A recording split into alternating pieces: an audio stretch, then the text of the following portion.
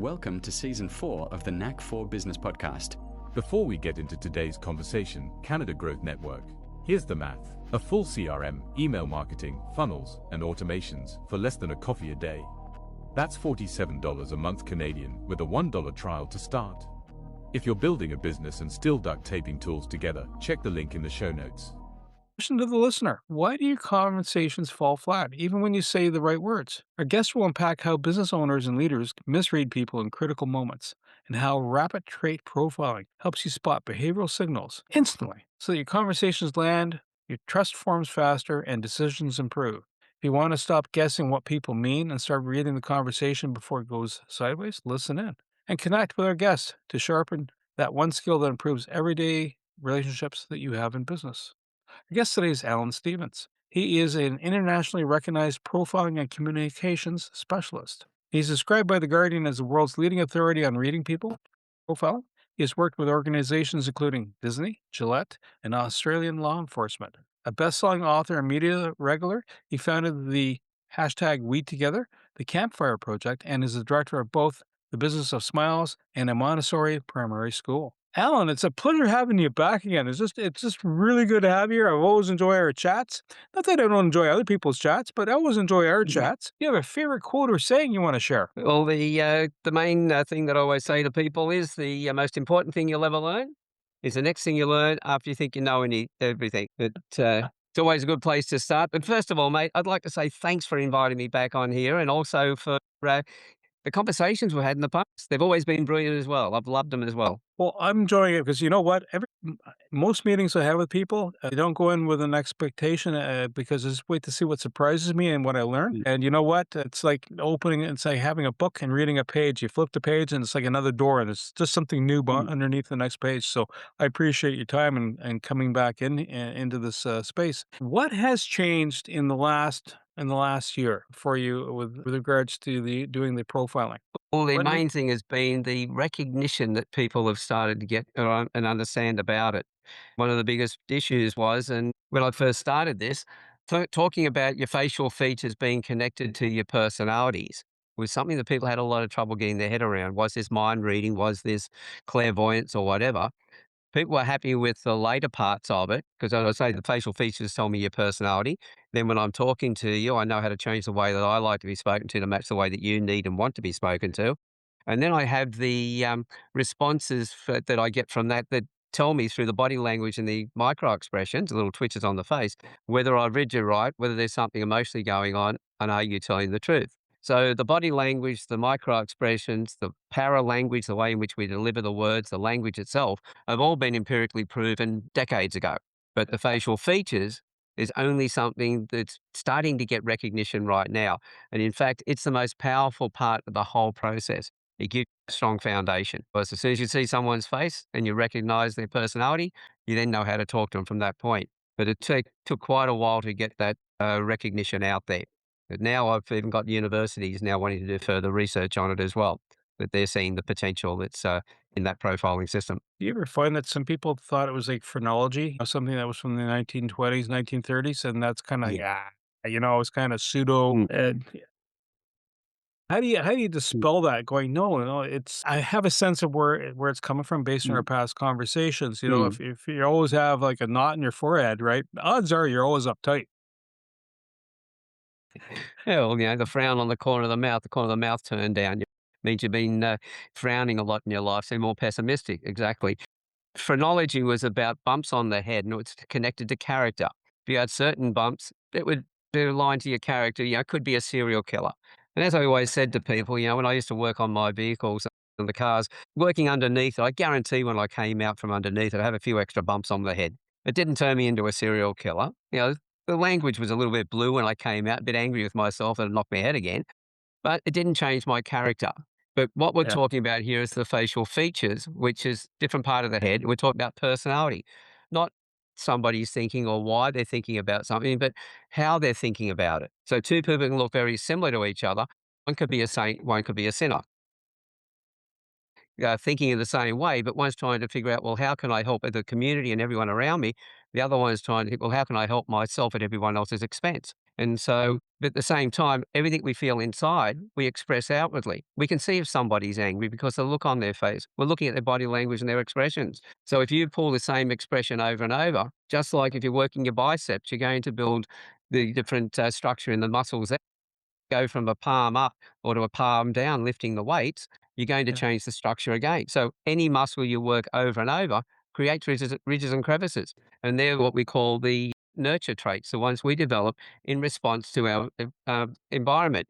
And so there's our personality, how we like to think. Some of the stuff is Mhm. all related, but I also want to focus on the really new key elements. So this skill, like when people have an epiphany, usually it's in a shower. It's in, 7 in the morning. The light bulb comes on. When did you have your epiphany that you're actually looking at people and going, "Hang on, I've seen this behavior. I've seen this look before. I've seen a certain behavior and look in combination because it's contextual." When did you first go, "Hang on, yeah"? In my case, it was more a case of not so much what the epiphany that I had at the time. It related to looking at the facial features. It was more about the fact where I was in my life.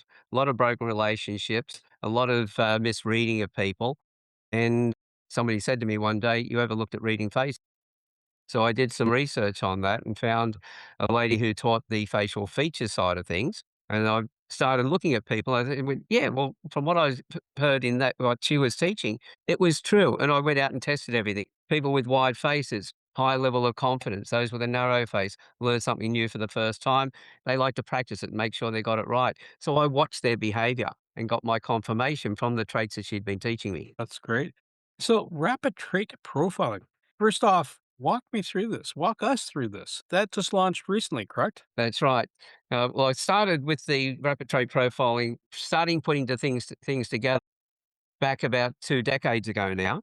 That's where I first Yeah. started looking at the facial features and the facial expressions. And I'd realized back in those days that people were working with the micro expressions, weren't doing anything with the facial features. And people doing with the facial features weren't doing anything with the micro expressions. But they correlate, they complement each other. And that was my epiphany, realizing that bringing a number of different sciences together to put them together in a way in which we deliver them as an art form. So the science and art of reading people. And that's where it all came from. And it's been quite effective ever since. Clients doing testimonials more than a decade and a half later from the did all those years ago. So, is that a combination of like, because the micro expressions, those are, short lived moments, just almost a flash, right? Even then, Mhm. you might not see the flash. So, is that something in your subconscious that we're interpreting as a gut feel as well as in context? Well, the expression appears when something is said to you or something happens around you, you unconsciously respond. And then a moment after you've responded, then your conscious mind steps in.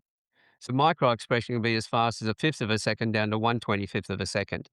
And in that time, it's unconscious. It's not, you can't control it. The movement of it, you can see in that moment exactly what the person's feeling. And if it doesn't correlate with the words they're saying, you know straight away that they're not telling the truth. We kind of touched on it earlier, DISC and MBTI, and there are other tests. What's the differentiator between that? Is it just the observer versus pen and paper, or what's the scoop here? Well, with Myers-Briggs, et cetera, all those different psychometric profiling systems, they're self-reporting and they're affected by your emotion levels at the time.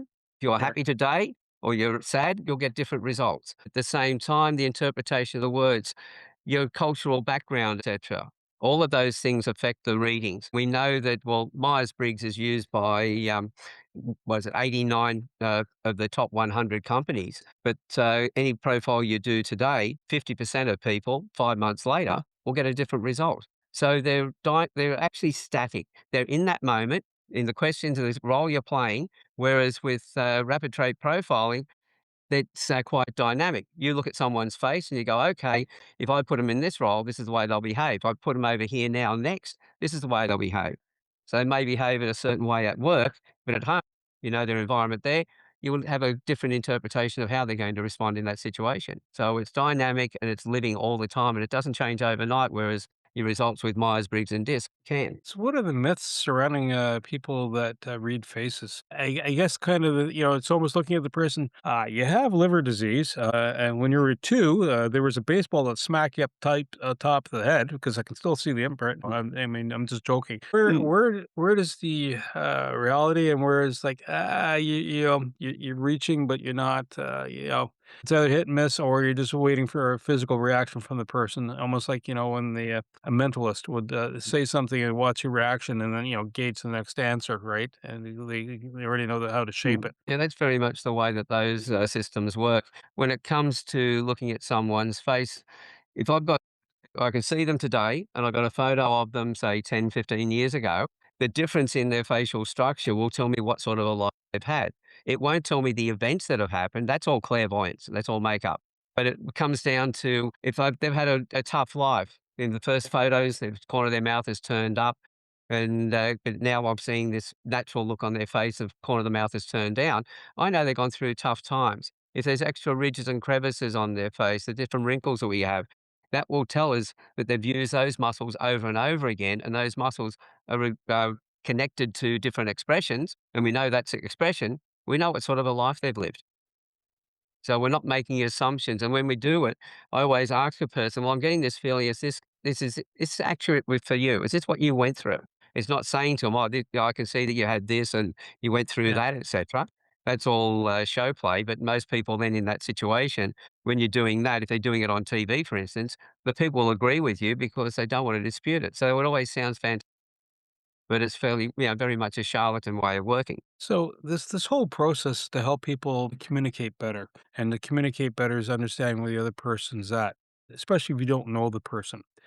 And instead of coming across salesy, like, "Hey, baby, here's my new sweet car. Do you want to buy it?" As opposed to car. Mm. If you're selling to a 17-year-old male, flashy red car, there you go. It's a sports car, even better. If it's only got two wheels, it must be a motorcycle, even better. Meanwhile, the parents are having a heart attack. But when you're doing the read on a person, the whole purpose is just to get that what they need to know for information and how to relay that information. Then would that be Well, fair to that's say? it. In all sales and that, it's always finding out what the person needs, where their problems are. What we're looking to do is to help them get the emotional outcome they're looking for and save them time, help them save money or make money at the same time, fix the problem they've got and remove their worry and stress. So in those five things, if we do that right, we become a problem solver. To do that, you've got to listen to the other person and understand them.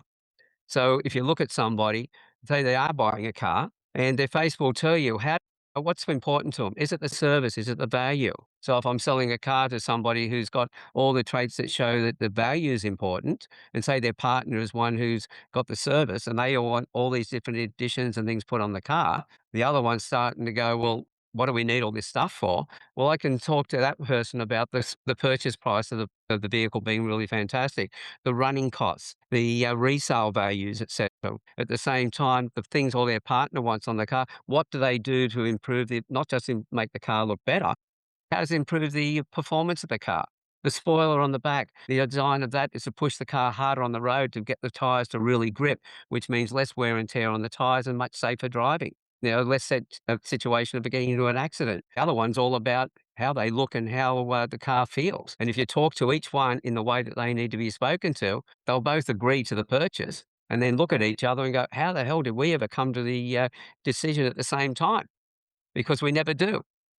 But you're talking to their traits. That's a beautiful part of it. So would it be fair to say then if you're not making that connection, you haven't read the person right? And Mm. I've had some people say, "Listen, you're a tech genius. You're talking and you're looking for funding. You're looking at a someone who handles finance, and you're telling them tech stuff, and they're like, you know, it's very flat. It's very like like you said, the tail and the back. To help push the Mm. back tires down tighter. How is that where people follow up and they just they're trying to push out what they're comfortable with, or is it just anxiety on their behalf? What usually trips them up? Well, most of us, all of us, we like to speak the way that we like to be spoken to. So if we need a lot of information to make a decision, we're going to give people a lot of information. And if the other person is wired differently, they just want the overview, they'll give us those polite yeses all the way through, which are really counterfeit. They just want us to shut up and move. And so we miss out completely. So the whole thing is that if I can see that person needs all the information, like needs just the overview, I'm going to start out by saying, because I need a lot of information when I make decisions, but I'm going to say to them, look, there's a lot of information here. And I can guarantee at that point on their face, I can see that little bit of tension coming in. But if I add to it, look, I'm going to let you ask all the questions you want to ask. And I can see the relief then. They think, "Oh, I'm going to be spoken with, not spoken at." And I'll say, "Well, look, there's something there that you didn't ask that you need to know. Is it all right if I tell you that then?" And that's the way I'll conduct that conversation. So give them the overview first of all. "Okay, would you like to know?" After we've been through all that and they're satisfied with the information they've got, I then will say, "Well, as I said before, especially if you're a financial a broker, etc., and you've got to tick some certain boxes on the computer. That boring stuff, we're there now. Is that okay if I tell you about that?" You get a chuckle from them, and they're happy because the conversation has gone the way they've wanted it. It's been a conversation, not me just lecturing them. And at the same time, the conversation has taken the time it needed to take. So it's always designed on the other person. The conversation will be quick or it'll be slow and take some time depending on their personalities. And whatever time it takes, if you do it that way, the timing's perfect. So this basically revolves around human interaction, a direct human interaction. Does it also involve, let's say, where it's filtered either through the phone line or it's written? Is there, can you get a sense from those two other mediums about the person? Maybe not as clear because obviously, if you can't see the face, right? You never met the person face to face, but you're talking on the phone or you're receiving a letter or an email.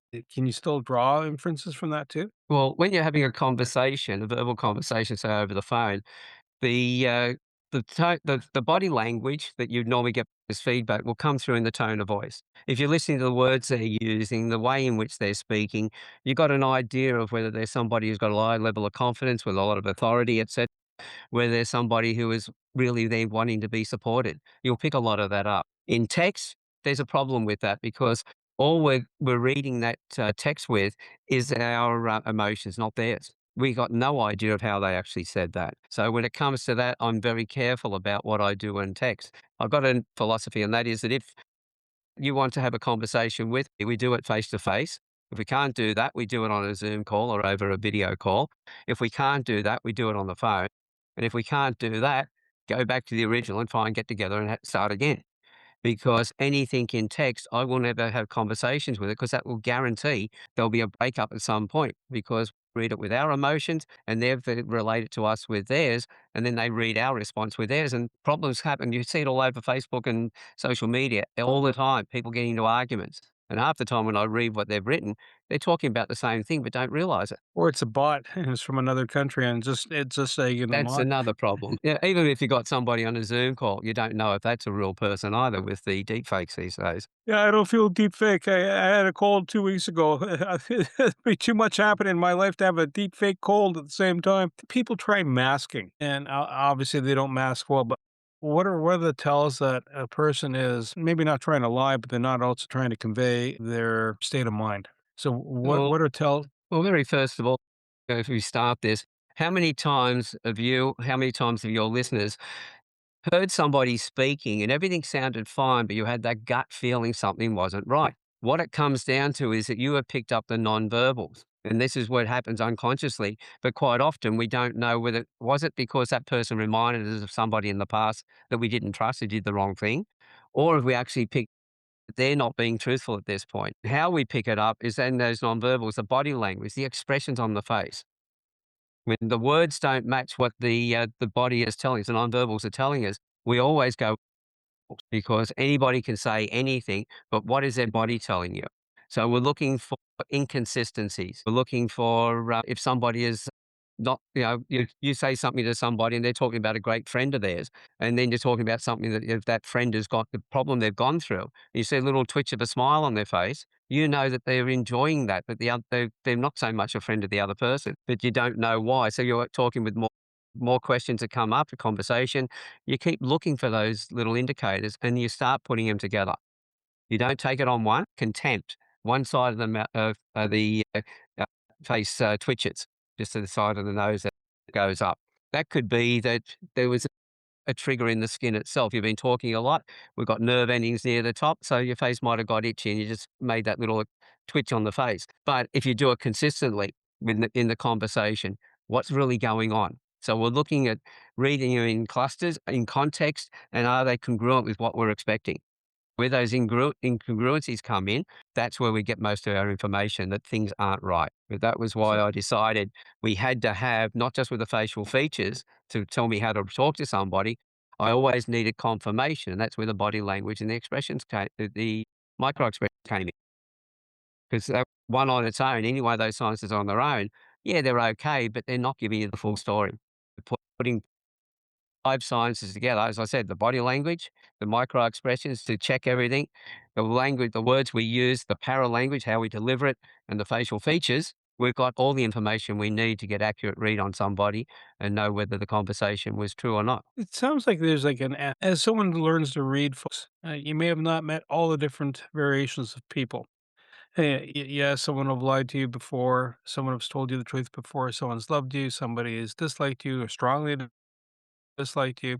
And you have that range. Is a set number of types that you kind of map out, and then there'd be variations of it. But is there a clustering of that? And the second part to this question, because I'm looking at your background.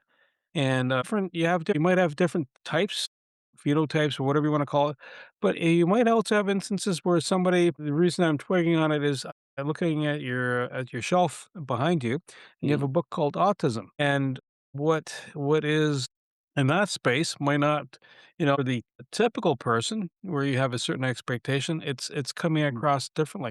How do you sort through that so you're not misreading or the person is really a good poker face, and which is not autistic, but it's mm. Yeah, well, when you first look at it, you're looking at Myers-Briggs and this, yes, you've got all your little categories or boxes you put people in. The yeah. beautiful thing about rapid trait profiling is that I come along and take people out of the box and treat them as an individual in their own right, completely separate from everybody else. So there are no categories. I'm looking at a total of about 68 different traits at the moment. And some of them you either have extreme in one direction or the other, or somewhere in between, or you either have it or you don't have that trait. Well, if you look at the possible combinations, there's 2 octillion possible combinations, and 2 octillion is 2 with 27 characters after it. So we don't have categories to put people in. As soon as I look at somebody, what stands out the most? That's the most dominant trait. What stands out the second? How do they moderate or enhance each other? Third, fourth, fifth. Within 5 or 7 traits, we've got the bulk of that person's personality because everything else is now coming in the middle of the road. The middle of the road is a great mediator between people who have got the opposite traits to each other. So they work well with both. They're the ones that fix all the problems. But when you've got an extreme, this is where you have a real gift. If you have dramatic appreciation, you have a real flair for the dramatic and putting a flair into the work you're doing, being on stage, etc. The downside of it is you do the same thing, same volume of effort when you're doing your stress. So to somebody who's on the other side, who is more aesthetic, who is laid back and quiet and everything else, when they're stressed, they pull back into their cave. So when the other one, the dramatic person, starts to get voice their stress, the other one pulls away and they clash. But they're usually the traits that brought them together in the first place. This is the thing, the difference in our traits excites us with somebody else. Then we get used to that difference, and now we notice the other side of their trait. Because every trait has an upside and every trait has a downside. Like I said, dramatic appreciation, great expressing themselves. Stress, drama queen to people who are got the aesthetic appreciation. It doesn't mean there's any right or wrong trait. And if we can read the person's, Okay. we know what environment they're going to flourish in and what environments are going to push their buttons. So we can orchestrate things so that they're always happy and productive, and we move their stress away from them. And that way we have stronger relationships. We know how to talk to them in a way that they want and need to be spoken to. And that's the most important thing. Artificial intelligence, I've seen some people have say on a Zoom recording, et cetera, there's a note taker, et cetera. And this one platform was actually it was rating, is the person happy or upset, and you might be totally oblivious. But the software sitting in the background going, this person, maybe they're hungry. I was talking to the person that had written the platform, and he realized and near the end of the day, he's going, so I'm always kind of dour, like what's up with that? And then he realized, hang on, I'm hungry. My blood Mm. sugar is dropping, right? And I'm getting cranky. Is AI something that could aid and abet in this process, or is it just is it is all human skills and the AI is like, yeah, maybe, but it's A hit or miss. Yeah, well, with AI, it only works properly if you keep the human element in it. We've got to humanize it as we're doing it. And I know there are people using AI that look at your profile and give you a disc profile, an Enneagram, a Myers-Briggs reading on who you're supposed to be. But we know that on those platforms, most people don't do their own profiles, not completely. People to help them or get other, but the face itself, being able to look at the photograph first of all. So I thought, right, we need to look at AI to see if we can educate AI to look at someone's face, tell us their profile, and give us an idea of the best way that person likes to be spoken to. And then we could then do that. A gentleman over in the States I'm working with at the moment who uses AI to listen to the conversation. And in listening to the conversation, pick up the change in the tone, etc. Is there nervousness coming in, etc.? So on that side of it, that works really well, but you have to be able to refer it to something else. It's like in body language. If you ask people, what does it mean when you got your arms folded? Most people, person switched off.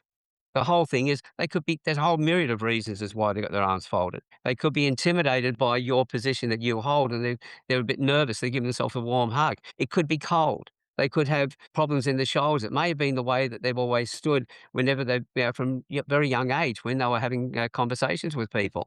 We're looking for the changes. What if we were looking at what somebody's saying or expression on screen, what was said at the time? So we need to know what the going on to compare it to what we're seeing. If we don't, then we're just making assessment, judge, what do you call it? Taking guesses. So, rapid trait profiling. Is there an ideal fit? Is there somebody that should be doing this, taking this? Is there somebody that maybe not so much so? What's the ideal persona or profile of a person or even industry that should be capitalizing on this? It really comes down to anybody who wants to improve. I know the people will say you never use the word anybody. It really does come down to it because anybody can benefit from this. If you're raising children, knowing how the child likes to think and process, how to teach them and guide them. You're looking for a partner, how to find the right partner. If you've got a partner, how to keep that partner. If you're looking at improving your sales, if you're looking at building your teams at work, I was a networking do one day, and this guy was walking around asking everybody, "What do you bring to the table?" And products and services, etc. And he finally got to me. He asked me the same question. I said, "Look, mate, I just bring the damn table." He said, "What?" I said, "Look, you're talking about people putting their products and services on a table. In other words, the relationships they've built with people. Relationships, your products and services are equally important, but the priority is you have to build the relationship first to show people how good you are. And if you don't do that, you're dead in the water. So with putting your products and services on the table, that's your foundation, that's your relationships, and that's what I teach. So this is used everywhere. You mentioned before about the picture, the book behind me on autism. I have quite a few clients who have neurodiverse in one way or another. It's not so much they've got to learn this stuff, it's the people around them. What we do these days, especially at school, we diagnose kids with different issues, then we medicate them to fit them into the system. All we need to do is talk to them in the way that they need to be spoken to. Face tells us that. It tells us whether there's somebody who can concentrate for periods of time. The body tells us if they sit there for a length of. It also tells us how to speak to them, how they take the information in. And if we do that, we can then put away the medication. And in fact, I've got one client who I profiled her son when he was 6 years old. The psychologist said he'd need a carer for the rest of his life and he'd need to be heavily medicated. Well, 2 years after I'd profiled him and what they put in place, the teachers and the after schools care, he was doing presentations in front of the class. In fact, they let the psychologist go 2 years later and medication was off the table. The last testimonial his mother did for me last year, 15 years later, he's now living on his own up in Queensland, another state altogether from where his mother lives. He's got his own place. He's got a girlfriend, drives a car, and he's now an assistant manager in a nightclub. This is the whole thing. You change the way you talk to somebody, you immediately change the outcome. And we know that you walk up to somebody with a smile on your face, they generally smile back. But you go up looking quite angry, you'll see the difference in their reaction. This is how simple it is. It's just meet the other person at the level that they're at and talk to them that way, and you've solved so many problems. Does this work well on pets too? Or is Well, that a whole actually, yeah. different box of bolts? Well, some of the original research was done back in the mid 1900s was looking at what type of cat, dog, or horse those animals would suit the owners, helping them to find the right sort of pets. And how often we see a mountain of a man with this little fluffy dog, and it's his love and joy and everything else because it matches his personality. Not, we do a normal judgment. We say, oh, this big guy should have a big dog. And this Yeah, is why we do the same thing in our conversations. We assume without understanding. That's why we slip up so many times. absolutely. Tell me about Project Campfire, because that's another project that you've Mm. fostered and help create. More. That's it. Well, see, that came out of the work I do as a profiler, especially when I was talking to men in particular, and I'd ask them, "Tell us about your home life, and tell us about your work life, or give us a word to describe those situations." And I kept on hearing the words confused or one I've forgotten now. Confused was one of the main ones, or frustrated was the other one.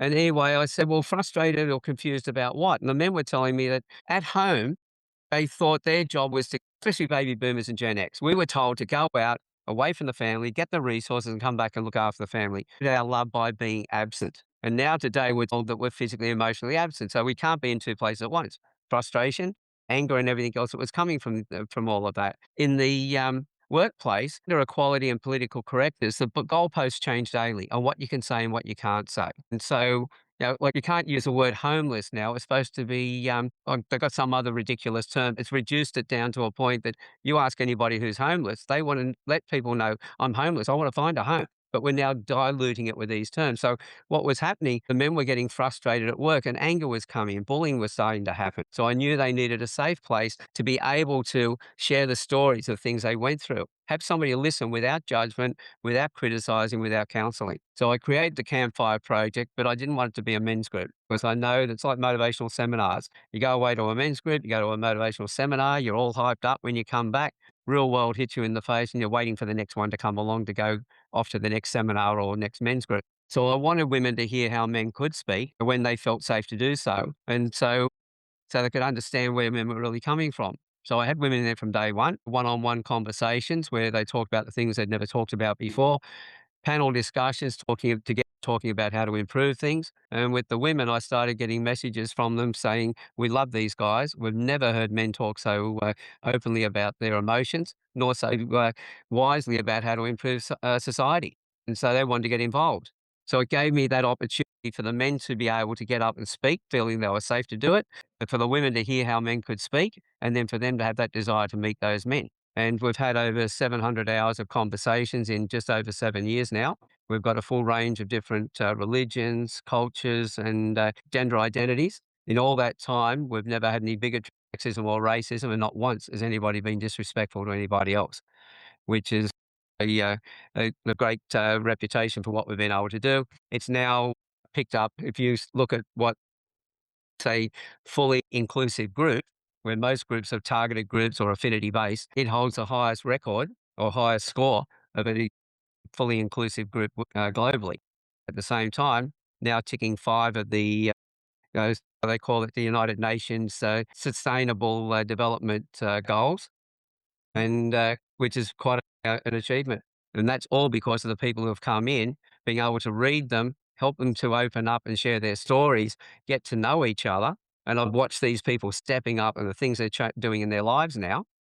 And I feel very honoured and grateful to have been have those people around me.